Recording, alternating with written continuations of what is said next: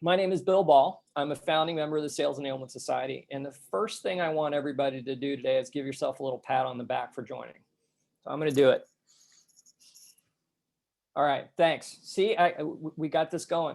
So the reason I'm doing that is there's a lot of virtual out there trying to grab your attention. It's certainly trying to grab mine, and we work really hard to make this content relevant for you guys and helpful. So thanks for joining. If you've been following me on LinkedIn, it's no secret that I'm excited about this webinar. I have a small team. I got thoughts, I got questions. We have an evolving and complex profession. That means two things. One, it's an exciting time to figure things out and be pioneers. Two, it also means that there's no roadmap. And to accelerate, we have to learn from each other. Presenting to you today are two very accomplished practitioners who are deep into their journey on building and scaling sales enablement enterprises. Irina from Seismic and Callie from Domo are here to show us the way. So let's learn from them, and I'll turn it over to you, Irina and Callie. Thanks, Bill. I'm Callie Apt, and we wanted to have some fun today. So as we talk about enablement team architectures, you're going to hear a theme around the song we just played, and that is an enablement team house. So it's a pleasure to be here presenting with Irina. She and I were introduced earlier this year, and I'm really glad that we were, because if you know her, you know that she's a rock star enablement leader. And in speaking, we quickly discovered we're working on a lot of the same initiatives. So it's been great to be able to collaborate with her. In terms of my background, I actually started my career in human resources and then transitioned to sales and business development as a proposal leader, where I built out RFP teams at high-tech companies. And then I expanded into building sales enablement teams and leading the global function at Domo, where I lead sales enablement for about 350 revenue team members across 4 global regions. And just in case you don't know, Domo is a public cloud software company with more than 1,800 customers, including 40% of the Fortune 50. And we help companies get BI leverage at cloud scale in record time. Irina. Yes, thanks, Callie. Very excited to be here to do this webinar with you today. Welcome, everybody. And obviously, we're doing this for the Sales Enablement Society today. So obviously, like you just said, I also appreciate your partnership. I really enjoyed the process of developing this content, as I really feel we both bring a unique perspective based on our tenure in the enablement field. And on top of that, we're both in the middle of scaling our teams. So timing is great. So this is just a good journey for the both of us also. And just like Callie, I've been in various enablement roles in Asia Pacific and in the US over the past 10-ish years. I've built several enablement teams from scratch in different ways, some of which we will be talking about today. As we chat through those, we're really going to look at 3 different models that can help to truly drive business impact also. And what I will say before we kick off, we don't have all the answers. Obviously, there's many different ways of how you can do this. This is just a collection of things that we have experienced in the past and that we want to share with you today. Thanks, Irina. Well, we'd like to begin with just some real life commentary and questions that we've seen recently. So I'll kick things off with this one. I've been working alone, but now my VP has recognized that I can't get too far and I need additional team members. Great. What I've recently heard as well was we're looking to reorganize the sales enablement team, and I was wondering how other teams are structured out there. Yeah, so hopefully these challenges are familiar to you. I'm sure they are, and you're not alone.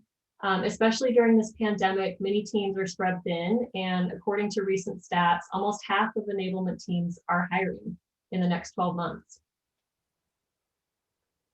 So this is good news for us, right, Irina? Yeah, that's amazing. So let's hop into some of the stats we have also to kick us off here, just to paint a picture about what's going on out there, right? So I'm sure these numbers are not a surprise to many of you who have been in the field for a while.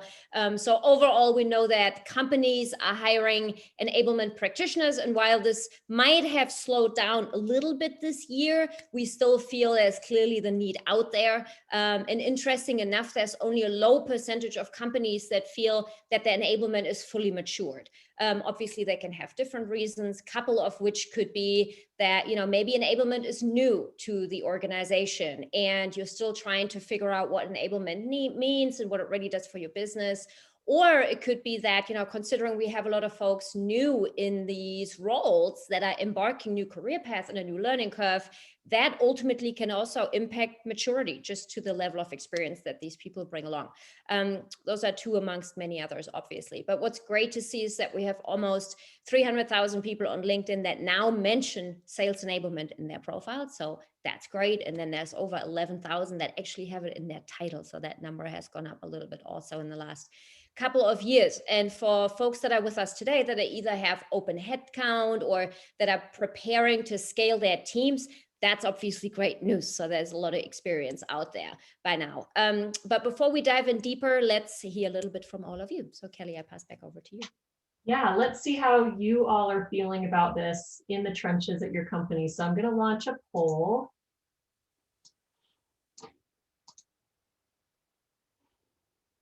Everybody see that? Bill, give me a thumbs up. There we go. So we just want to ask you, is your sales enablement team structure today effective, scalable, and driving the right business impact? So give us a quick shout out.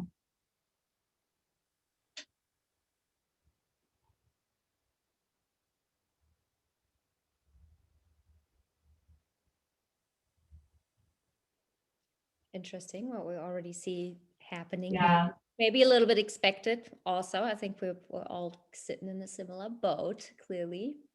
Yep, it looks like the vast majority are, it's working, but they're struggling to scale and drive impact, or quite a few in not sure or no, it's not. But for the 10% that are fully optimized, hats off to you. And you need to talk to us. Okay. Let me end that poll. I just shared the results, Kelly. Oh, perfect. Did everyone get to see that? I hope so. There we go. So we have, no, it's not, 18%. I'm unsure. I don't really know. 12, it's working, but we struggle to drive impact 60%. And we're fully optimized for success, 11%. Interesting. Kelly, what do you think about that?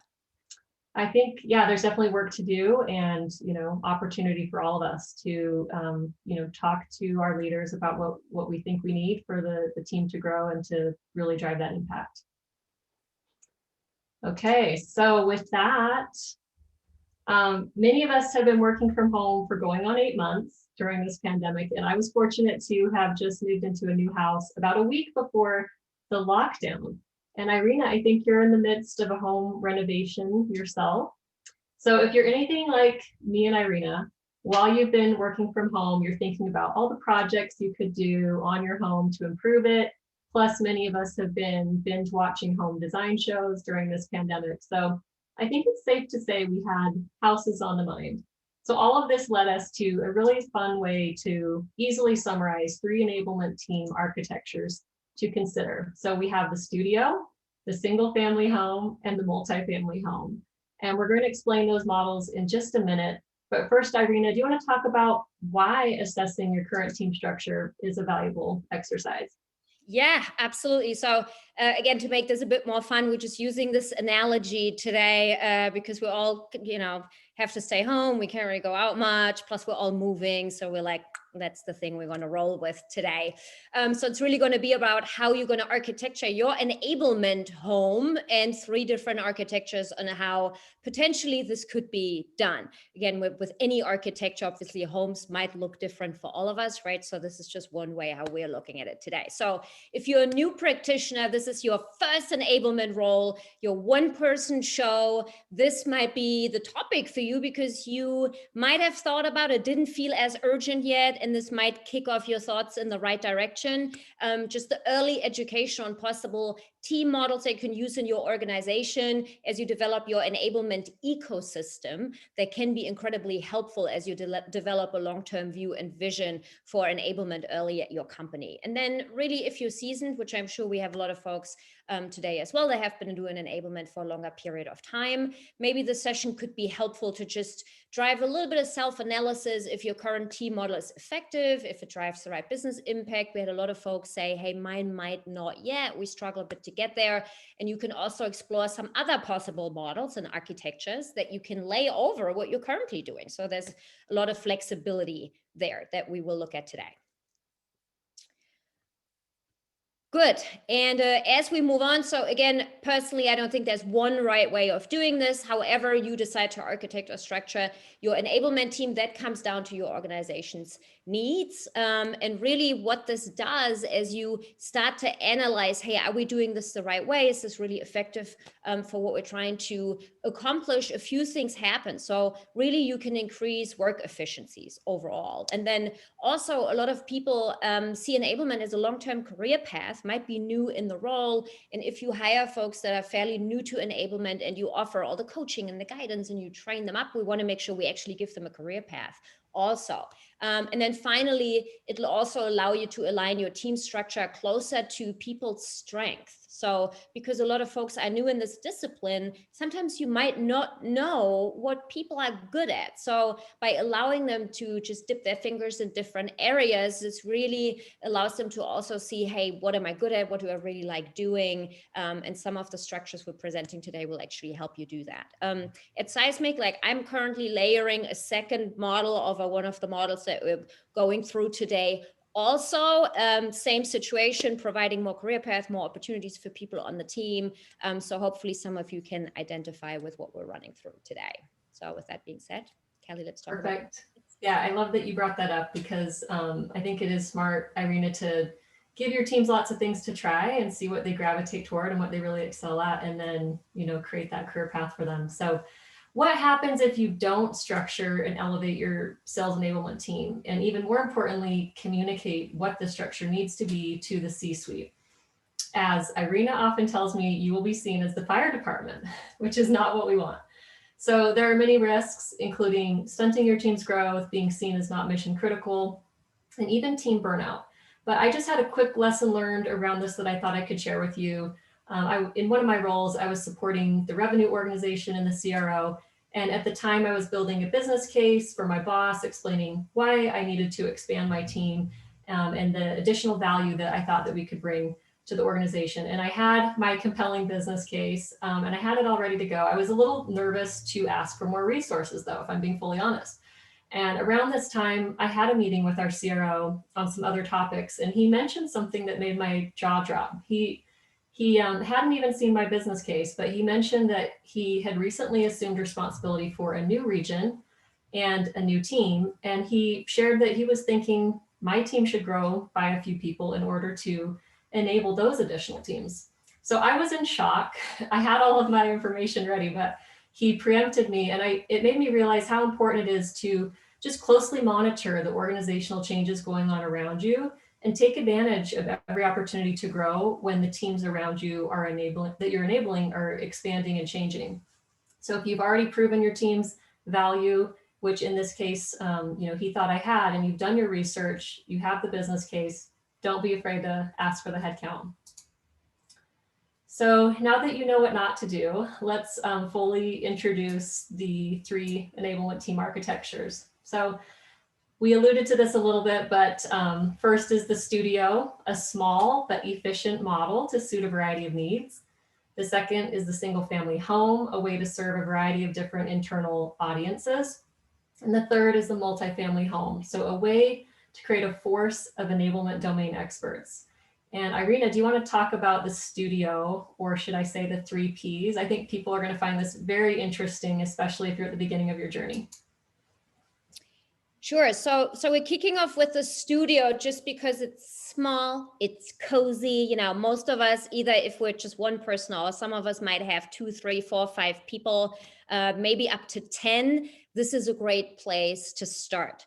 I had never set a team up this way before, and at Seismic was the first time. So I was excited to share this today. So really, when we talk about the studio, it's, it could be a home for one or two, and then you start expanding your family, right? And then you might add a few people and you can still live in the same space until it becomes too crowded and you have to go bigger, right? Which is what I'm going to talk about after.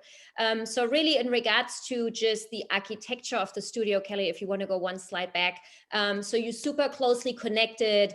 Everybody knows what's going on, right? There's not many doors you can close in this place, and everybody is really, there's a lot of gray and it has a lot of shared space. Also, there's a lot of overlapping, which you might have overlapping projects and initiatives. So it's kind of good to know what everybody's doing. So it's open space type mentality.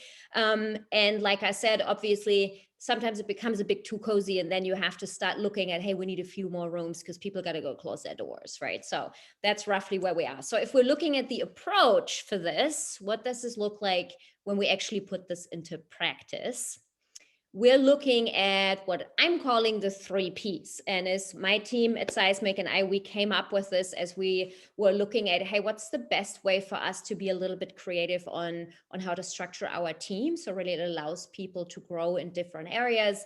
And we can also layer a different architecture on top of it as we keep growing and we scale. So what we're referring to as the 3 Ps is really starting with people. So those folks will take care of all the skill development, and that could be for sales. So if you do revenue enablement for all your go-to-market teams, obviously, and then really just all the performance management pieces for the go-to-market engine, and really working on some of these ongoing learning paths and enablement services. So enablement services we offer on an ongoing basis, such as your onboarding program or your skill-based onboarding, for example.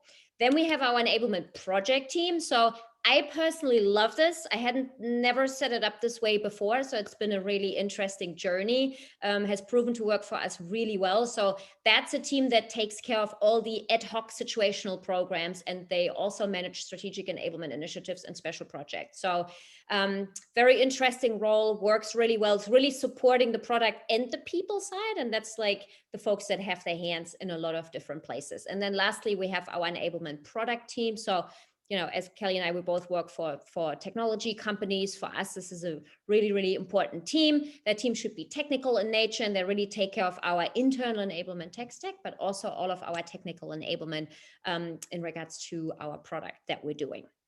So let's look at an org chart.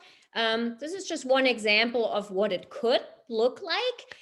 So you should really have the 3 leads, one for each P. It's kind of interesting. You can also grow this to a 4th P, which is process. We were kind of eyeing with the thought a little bit before, so I think this can potentially even be expanded. So you would have 1 lead for each. And then either this could be a director or it could be a senior manager, depending on how mature your team is. And then you can, put your associates or managers like right underneath those leads in each area. Like I said, you can start with 2, 3, 4 people, and then you can grow this up to 10 plus. And I think then probably comes the time when you want to start looking at some of the other architectures also. Let's look at a quick job description. I'm going to let you read that. I'm not going to run through the whole thing. That is an enablement project manager that we would hire on that team. So we really look for somebody who can solve problems, who's strong working on special projects, ideally somebody with a PM background, also somebody who can drive stakeholder involvement, manages communications, deadlines. That really has to be somebody who's very comfortable to be connected in a lot of different business units, somebody who has to speak to the business, who's really in the business with folks. And this is a super interesting career path to go down. And there's a potential to support a lot of other things within the enablement ecosystem also. And then lastly, if we look at benefits here, so for you, this is great. You can start super small. If you're just by yourself and you say, hey, this is how I'm thinking this growing, boom, I need 3 headcount. There you got a good argument in a little business case.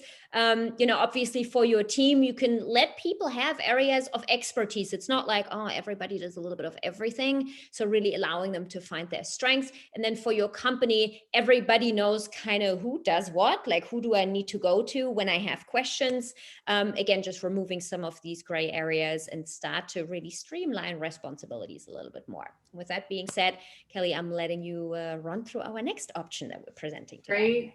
Thanks, Irina. It sounds like the studio has a lot of benefits. And I saw in the chat, a lot of people say they're in a studio today and they're looking to grow. So they want the slides, they want to see how you're doing this. So thanks for sharing that with us all. But now we've added to the family. So let's talk about the single family home. And this is going to work well with more of a mid-sized team with multiple audiences to serve. So similar to a home where you'd have rooms for each of your children, you'll still have some common spaces like a family room, but everything is going to have its own room. So what this looks like in approach is enablement could be structured by region. So EMEA, Americas, APAC, or sales segment. So if you have strategic or corporate within your organization. You also might offer enablement services by go-to-market team. So if you have marketing and channel that you support. And then finally, you might have enablement by vertical or technical solution based on the focus areas of your business. So the kids are definitely not sharing a room anymore. This is an example of what an org chart looks like that you might find for definitely more of a large size enablement team structured in this way. So as you can see here, you have teams by region. So you've got Americas and EMEA with areas of domain expertise built out underneath them. And this is a real role description we looked at for Director of Sales Enablement, which was focused on a certain geo. And one of the things you'll usually find is this role will have a dotted line to the local sales leader or GM, but then report to the official enablement team.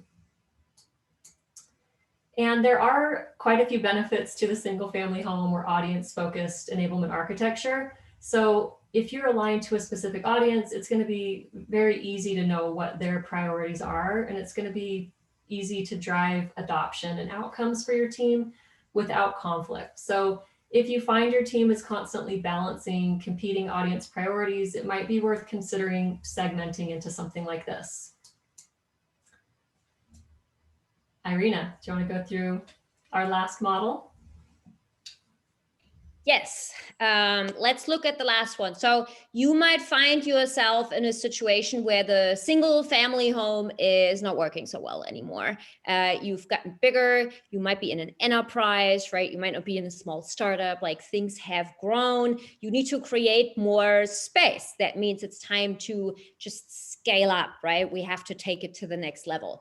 So when you're looking at constructing the multi-family home, you probably have several larger teams that need to collaborate. And not necessarily like life in the same home on a daily basis. Like maybe they have to chat to each other. You might have one big common room or common area or rooftop or wherever that might be. If you live in New York City like myself, that's usually where people get together. But you want to make sure it's broken down amongst the actual team. So with this, we really see a culture of learning and enablement throughout the entire organization. Most importantly, this structure allows you to build an enablement ecosystem, and you can also move away from enablement just being a function or an initiative. So it's really becoming mission critical to the organization. When I say enablement ecosystem, I mean you have free flow of content, feedback, information without interruption between the different audiences and the different business units, and ultimately between the different teams that you have living in the multi-family home also. I love it. I think we all aspire to get to that ecosystem. I thought it was funny, Irina, in the chat, someone mentioned that they're not even a studio, they're more like a closet. So everyone wants to grow into this. And Caitlin. it depends on what size of company you're at, but I'm sure we can get to a studio and hopefully, depending on the size of your company, maybe a multi-family home. So the services for this model are organized by domain. So here we have onboarding and skill development, product, and even domains such as communications and analytics. So one of the areas I wanted to dive in on here is communications. I was actually on a sales enablement roundtable with Seismic the other day, and one of the big challenges that people were sharing was there's just so much self-service information coming to the field that they are overwhelmed, right? Especially during these times when you can't walk by somebody's office. So to help alleviate that, in my current team, we actually have established a communications office in a specific role for any communications that go out to our revenue organization. So we found that when our revenue teams were getting multiple emails from enablement, marketing, all the SMEs in the company, they just couldn't figure out where or how to focus. So this way we have an established cadence, process, and really clear calls to action that can be measured and followed up on. We found that's the most important thing. So other functions this role manages are our monthly all hands calls. And this domain expertise has been really well received by the sales teams, and they're our ultimate customer. So I just wanted to share that example. And then finally, analytics. As you scale and grow, it's going to be really important to have a role, maybe even a team dedicated to proving and correlating the value of your enablement programs. So Irina, tell us about the architecture. Awesome. So in this specific architecture, you have the flexibility to really adapt this to your organization, to your business needs also, because we know enablement looks a little bit different no matter where you look. And here we have broken down the org by onboarding, by ongoing skill development, by communications, product enablement, and analytics. Ultimately, you can pair some of those together as well if it's not, or your org is not as large yet. And underneath your department heads, you can obviously scale as much as desired, right? Depending on how many people you are supporting. And there's a good opportunity as you grow to also lay over different regions or different audiences. I know Corey just brought up and said, hey, single family by region, that doesn't work so well.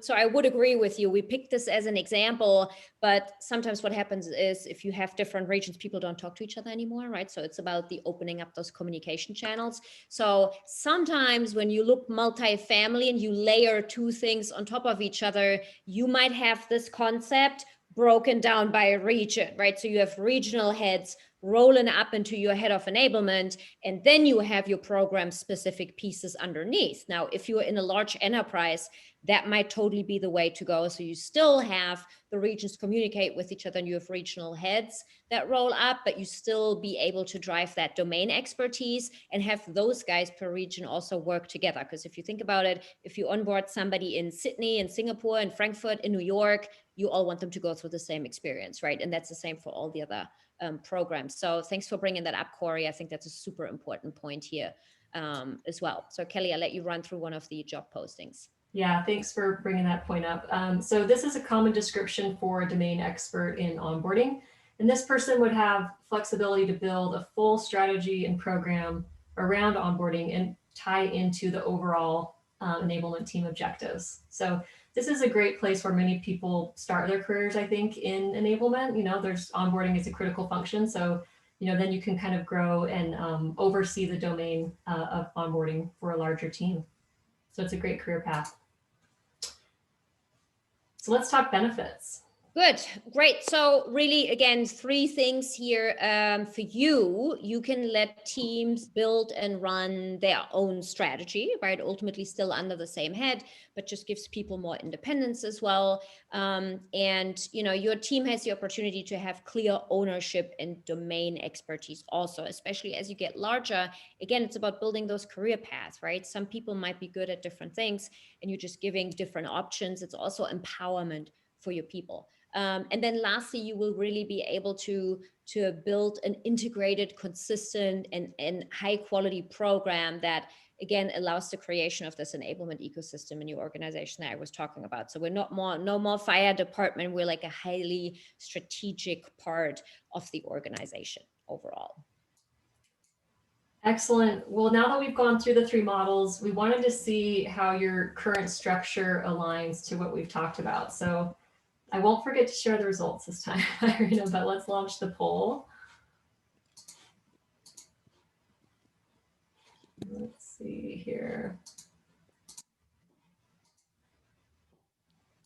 Okay, So which model best describes your current sales enablement team structure? I know some of you said you're in the closet, but is it the studio? So people, product, priorities.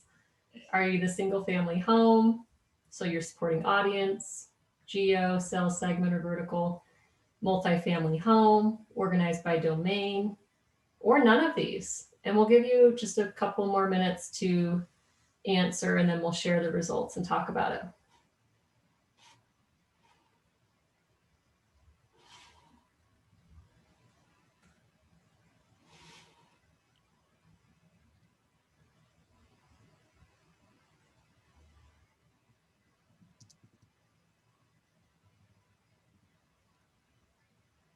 Very interesting. It looks like we've got about 3/4 of folks have responded. We'll just give you one more minute.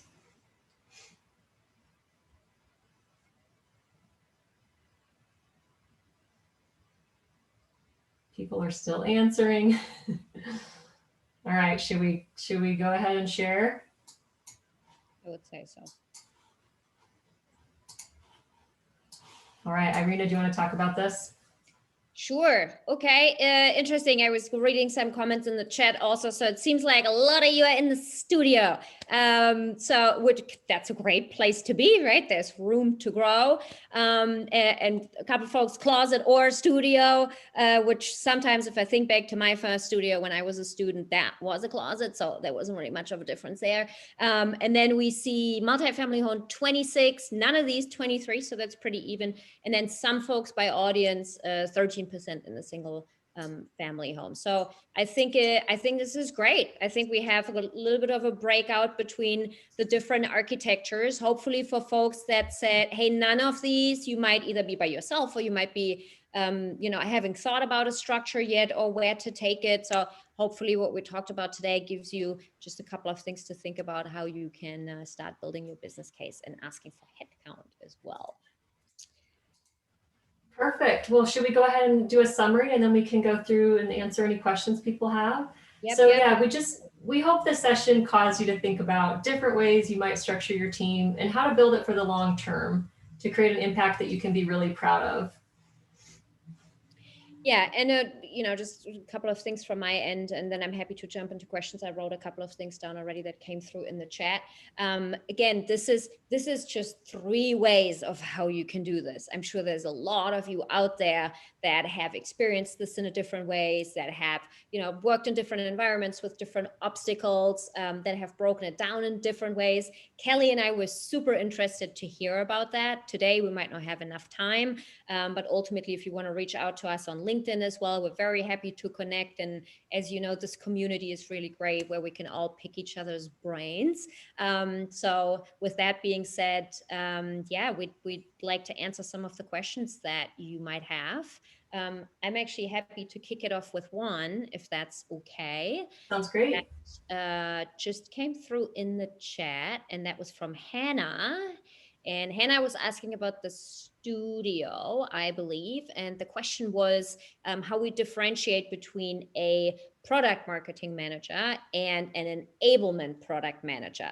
And I saw Matt actually really nicely answered the question in the chat already. So I don't know if there's much for me to add here. Totally agree with that. So how we have the responsibility broken down, like our product folks, they really take care of the pure enablement, right? That means the training aspect of it, the certifications, how we're measuring the impact of our programs.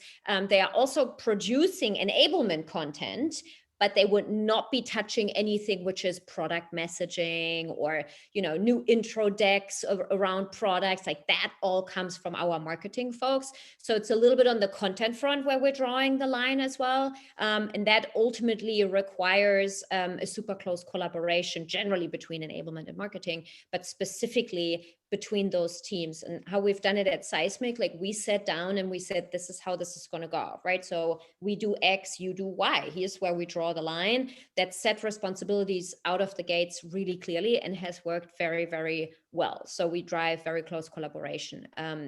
with that team, and everybody really knows what they are responsible for. And that also brings in just our product managers as well, right? So they're like part of that equation, that we can make sure we have that triangle built in a strong way, so there's no overlap. So, but again, thanks, Matt, for hopping in and answering the question. Great.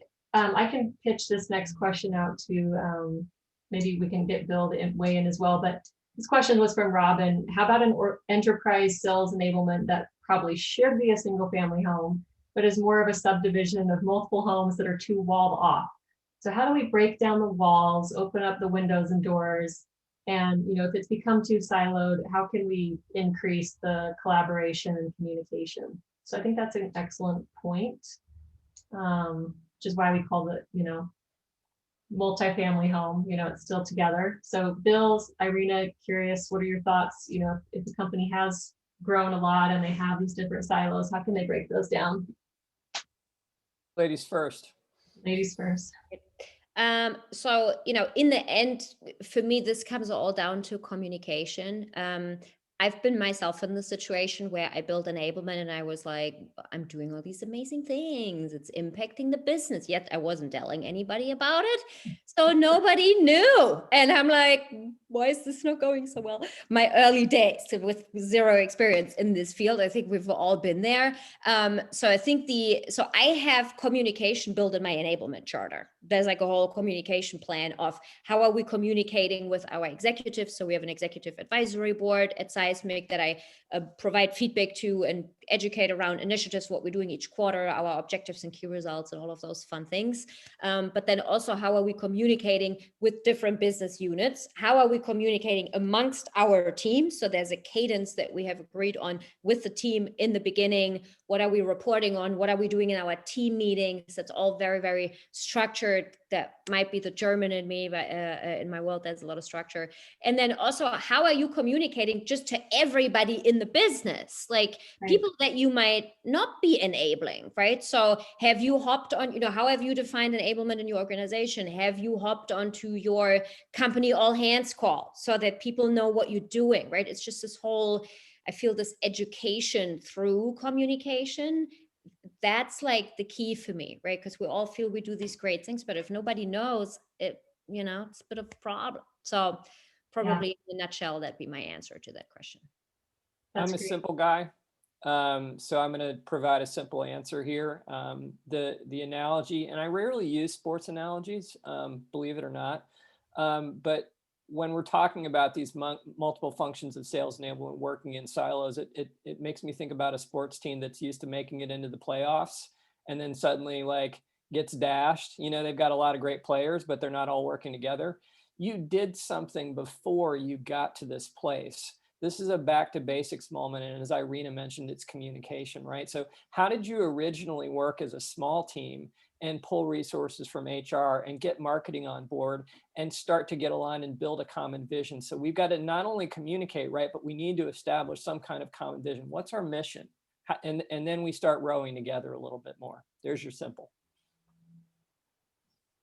Excellent. I would say, yeah, at Domo, the alignment comes from our CRO down, right? So our CRO, our CMO, and just like Irina said, we are, you know, speaking to all the different parts of the business. And so we don't have silos. So we work through it that way. Nice. There's one great question, Kelly. I quickly wanted to hit on because it's a very short answer from Georgie. And that was, how would you tie this to revenue enablement? So I run revenue enablement at Seismic. We're not just doing sales enablement, but we're enabling everybody who's customer facing. So marketing, sales, customer success, and also our channel and partner team. It works the same way.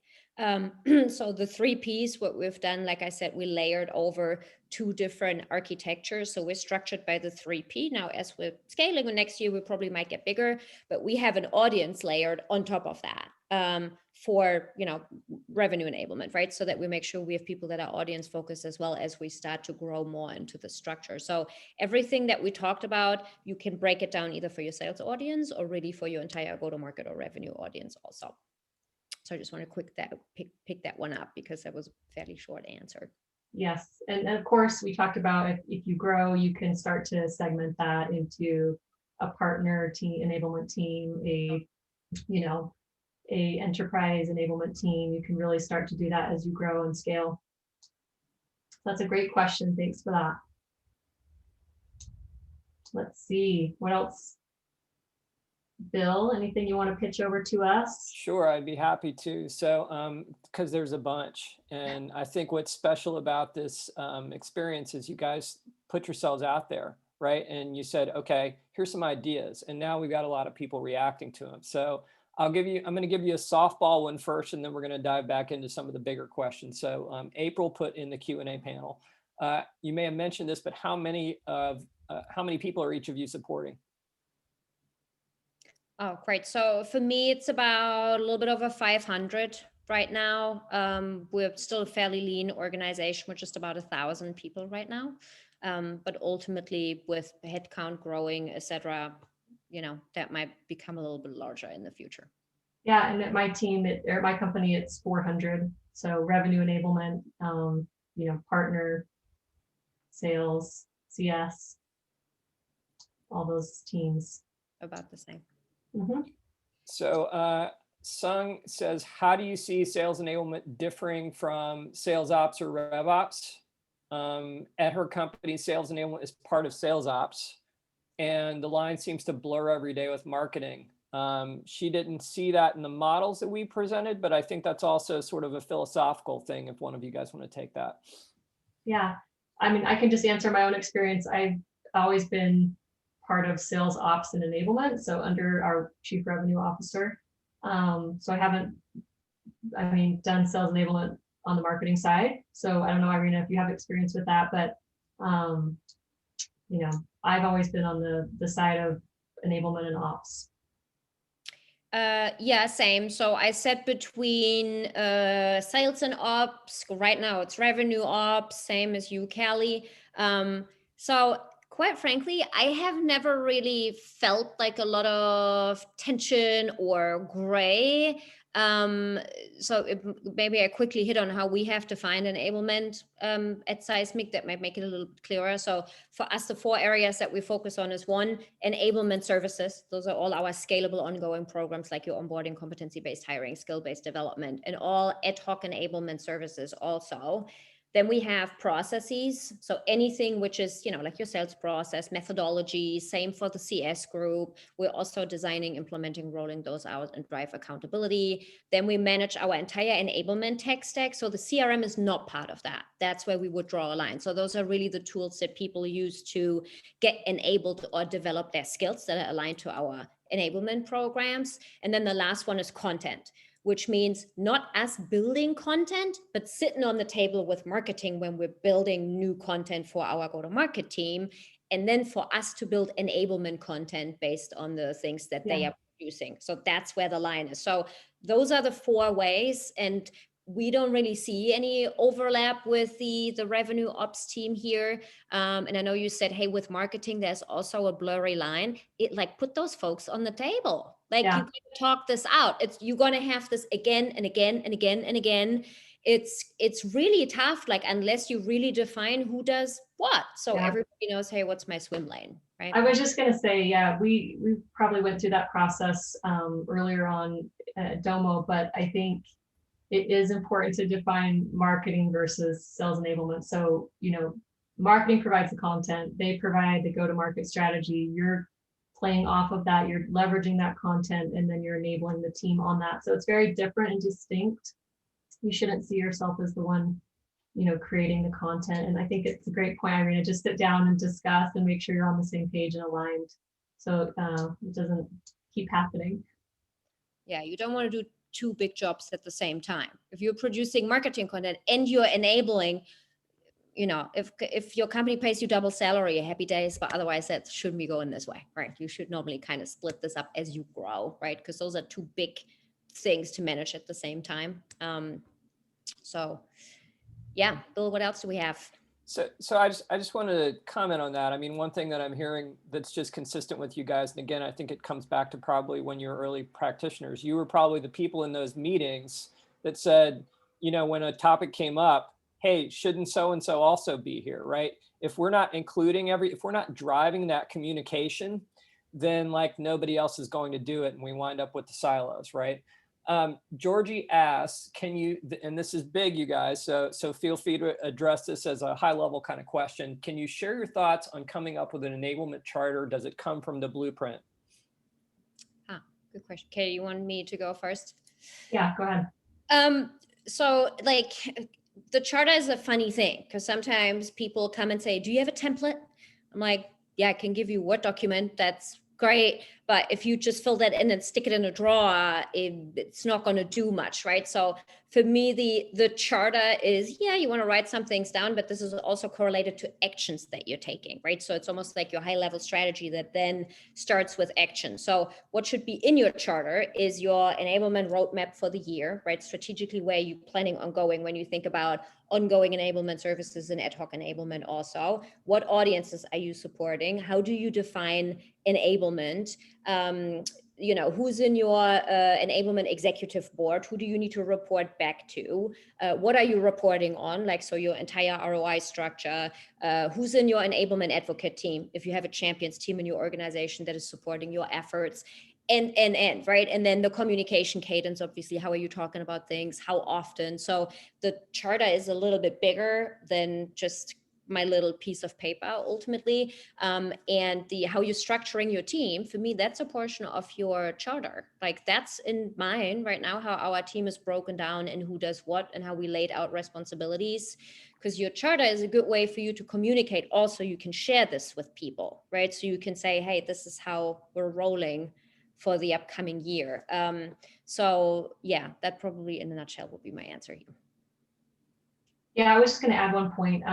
Make sure that you're aligned with your leadership's OKRs. So, if you have a formal OKR program, great, and you can see, what your leadership cares about. But I would always tie to those things in what you're delivering. So, at Domo, for example, from the top levels down, everybody sets OKRs. You can see what they are. And then, we can really enable around that because, if I know what our CRO cares about and I know what his leadership cares about, then I can tie to those very easily with my charter for the year. So leverage that when you can. It's a great way to get aligned and show that you're delivering exactly what they need. Great. We've got we've got a few more minutes, guys, so keep these questions coming. Here's one from Courtney. And Courtney asked, does everyone have a hand in managing and building your LMS platform, or do you have a defined role or specialty for that on your respective teams? Yeah, I can start with that, Irina. So we have one person who manages our LMS and then one person who manages our content management system. So they're different.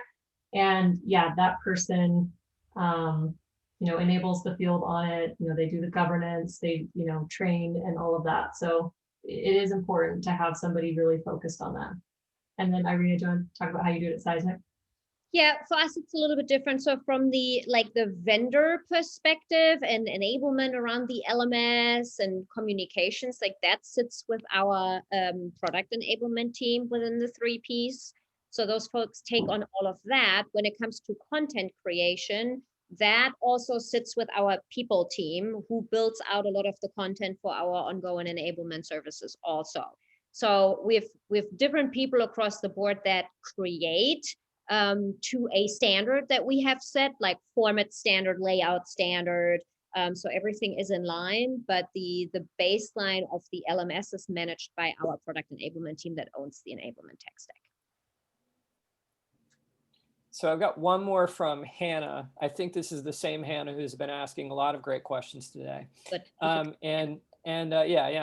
with Hannah. She said, do you distinguish between your product enablement as far as training to the sales audiences and technical audiences, or does it all go to one audience? Like, do you separate out the product training for the different groups, or is it just the same kind for everybody?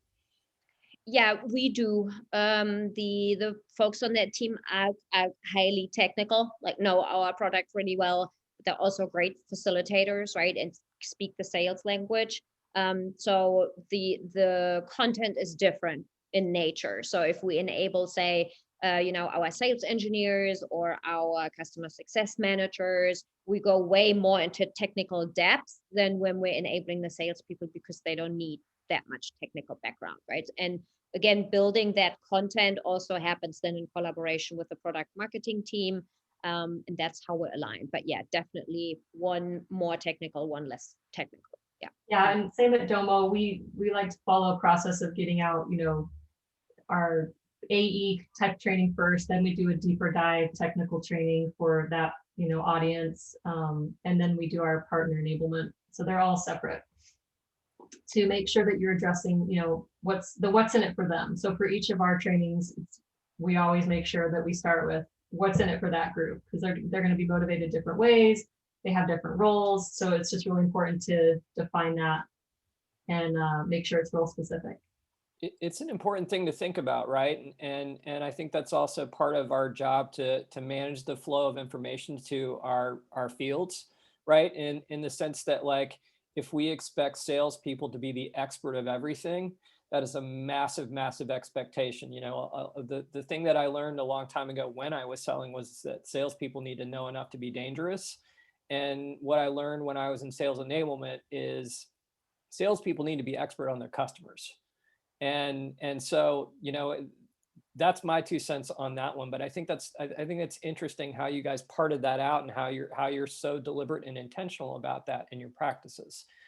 I've got one more question that I'm seeing right now, Callie. How do you partner with corporate learning and development and not cross the lines? And we'll make that our last question, you guys, before we wrap up today. So, Irina, do you want to start? But I think it's asking, how do you delineate, like we have Domo education within our company that does education for our customers. And how do you delineate from that team? So we're both in the revenue organization, but we're focused on very different audiences. So I think that's where the delineation comes in. But our team is about enabling our customer facing sellers on, how to sell Domo and the sales process and how, how to do those things. I think it's never really come up as an issue or a gray area because, we're enabling different parts of the company or different audiences. But Irina, I'm interested to hear your thoughts as well. Yeah, I come originally from an L&D background as well, so I kind of know both sides here also.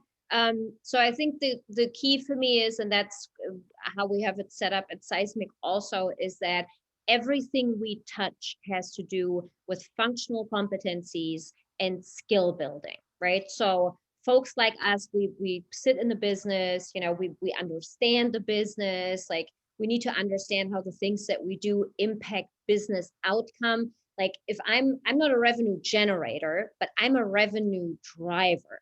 So if that's not what I'm doing, then I shouldn't be in my job overall. So learning and development for me is really it's a training and support function also, but they really train on everything else. So if I use, say, our onboarding program, right? With L&D, they make sure the folks have what they need before they start.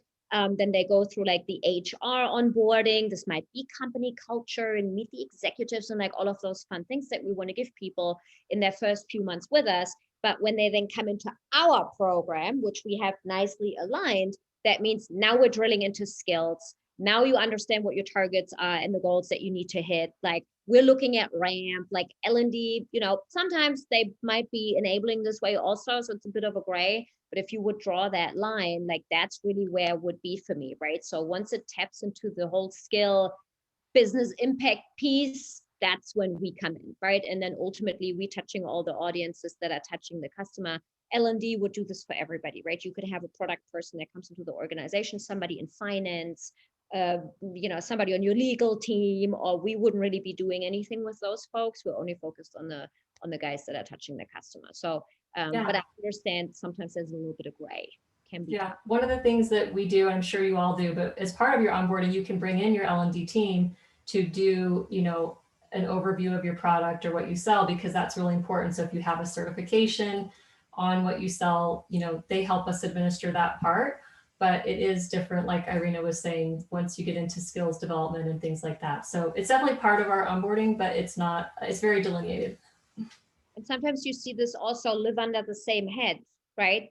Might not be learning and development, but say professional development and enablement. that also works really well because you're able to really make sure everything syncs well, right? Usually with those teams, you have to be like this. It's super important. And I've seen it also sit under the same head and working really well. So if that's something in your organization that you're looking at, that's totally an option also, just to drive more alignment. I think that's all the questions. Maybe we should wrap up. You ready to go to the last slide, Callie? Yes. Thank you for reminding me. So to answer everybody's question or other people's questions who have joined about halfway, we want to thank you guys for being here. And I have a couple of important things to tell you about our conference. But yes, you're going to get the recording, and yes, you're going to get the content. And anything else awesome that Callie and Irina decide to send you, that might just be a surprise, so we'll see. I want to tell you guys 3 things that I'm excited about at the conference. Our agenda is finally up. Finally, yes, I know. We're an ideal volunteer organization. And even though, after all the virtual experiences that we've had this year and we experience, we appreciate you coming to the webinar and joining and asking all these questions. Wow. On the questions today. These were awesome and amazing. And it was great to be able to tap into Irina and Callie and get this kind of feedback. 3 things that I'd like everybody to think about and expect from our conference. The first one is one that you're all familiar with. Irina's going to be speaking. There's real world and practical advice that you're hearing today from practitioners. We're also going to get perspectives from stakeholders like CEOs and heads of sales. And we're also going to have experts who have vision for paving the way in the future of sales enablement. All of those things you know. The things that you might not know is even though we're all there to learn, there's going to be ways for us to engage beyond an experience like this where people are kind of talking at you. This is awesome, but there needs to be more in a conference experience, and we're going to try to tackle that as the SES this year. Finally, I want to thank our partners like Seismic and Domo, and the reason is they don't influence what we do, they support what we do. This wasn't about Seismic. This wasn't about Domo. This was about knowledge back to you guys. And that's because Sales Enablement Society is a nonprofit organization. Our conference has a fee. We have to do it to exist and continue to bring you the agnostic, intentional kind of content that you got from both of these accomplished professionals today. One thing I want to tell you last about our conference is some of our partners, because of this crazy, crazy year that we've had, are sponsoring tickets for sales enablement practitioners outside of work, which I think is awesome. So look for more of that on the website on the slide right now. And we're going to see you guys next time at our conference at the end of the month, October 26th through 29th. Thank you so much, Callie and Irina. This was incredible. We're seeing the comments in the chat say the same thing. Thank you guys both. This was Thank great. you for having us. It's a Thank you pleasure. all. Bye, everybody. Talk soon. Bye.